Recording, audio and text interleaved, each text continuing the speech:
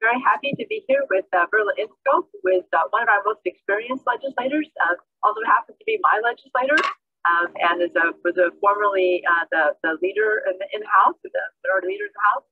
So let me begin, Verla, by just asking you a general question. How important do you think it is for our democracy that we get some kind of redistricting reform in North Carolina? Oh, well, I think it's absolutely essential. There are lots of intervening variables in our democracy right now, but redistricting is really one of them. It lays the groundwork for a lot of other problems. And do you think there could be bipartisan support this year in the legislature for mandating just some basic reform to get a more open and participatory process for this year, based in part on what was done in the court-ordered redrawing?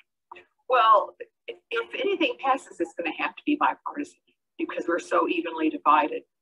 And I think that there is interest on both sides of the aisle about a more open and participatory process. And I think that we could have something short of an independent redistricting commission that would require participatory process. I have not seen anything significant come through yet.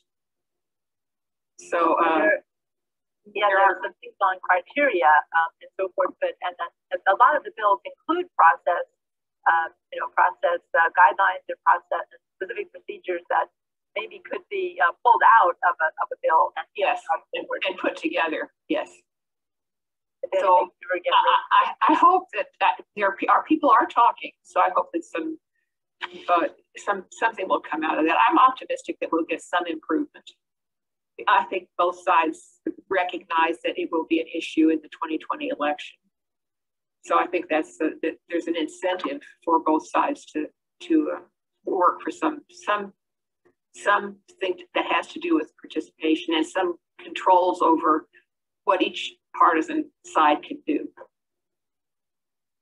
Yeah, a poll came out recently that showed, I think for the first time in a general redistricting question, that a substantial majority of Republican voters said that ending gerrymandering was a voting issue for them. Good. And it has been for some time. Of course, Democrats have supported it, independents have supported it, but this was really interesting. Now, it's a public policy poll, which some consider to maybe lean left, but nonetheless, it was a statewide poll. Do you think that the legislators will be influenced by that? By the poll? And potentially if they perceive as well that their voters are. Yes.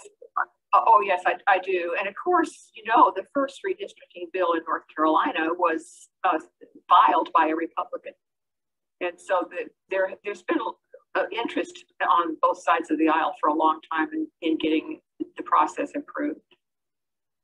So, and I think that, we are really a divided state. We're really a purple state with almost even balance between both parties. So it's really, in order to get anything done, we have to cooperate.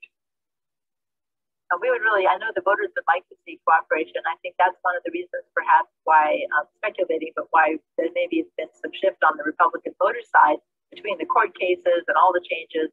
And I think that there is more support for having something that would be more orderly. Well, of course, we're calling on our members and others who are participating and collaborating with us to reach out to you guys and try to get some of this legislation to move forward. What do you think voters can do to press for these bills to be to move ideally from where they're languishing in rules to the committees? What's the best way to get action on this bill? Well, I actually think that the speaker.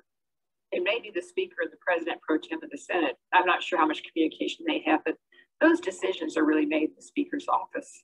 And so I think to advocate with the speaker, and I think it's important to get people across the state. I don't think it can come just from blue counties or blue districts. It has to come from a Republican and some of the red districts too. And so I think organizations we know which districts are blue and which districts are red. We just need to get down and do the work of identifying the leaders in those communities back there and get them to contact their legislators and the speaker. But I indeed do think the speaker's office controls that to a large extent. I had trouble getting a bill heard, and when I went right to the speaker's office, it moved. So that would be a key, is to getting the speaker, and the key would be to getting a bill that the speaker could live with, that had bipartisan support, as well as bipartisan initiatives in the bill. So, but I think contacting the speaker's office, and also I think the poll makes a difference. So I would advocate for continuing to educate the public about how important this is. Well, no, thank you for that advice. We certainly have made efforts to reach out and speak across the state, because, as you say, just getting more and more people supporting in the blue counties doesn't really gain you very much. But it's difficult to get folks into the room to talk about redistricting. But this is the redistricting year. In fact, yes, we're hoping to see an additional congressional seat for North Carolina. The data is supposed to come out at 3 o'clock today. This is being pre-recorded for those of you listening. So we hope that we will get an additional congressional seat, and that will cause a lot of excitement, I'm sure. Yeah, I think that there'll be a lot of questions about whether or not the census this year is how accurate it is. So it's what we will be working with, but I do think that'll be a question mark until we have more confidence in the numbers. Yeah, I think that's partly myself. I think that's what's contributing to the delay in the release of the census data, is that especially now that they have a new head of census, because before they were being blocked from trying to make any kind of adjustments to reflect what they know there have been low participation in some areas. Their standard statistical procedures for trying to strengthen your estimates, and hopefully now that they're working on dealing with those inconsistencies and questions about the data, to be able to come out with a good data set. Right. Yeah. I was glad that they're only coming out with the big statewide issue today, and they'll leave the redistricting issues for later as they get more information. So that'll. Yeah. Well, thank you very much. I really appreciate your advice, and I really appreciate you taking the time to join us.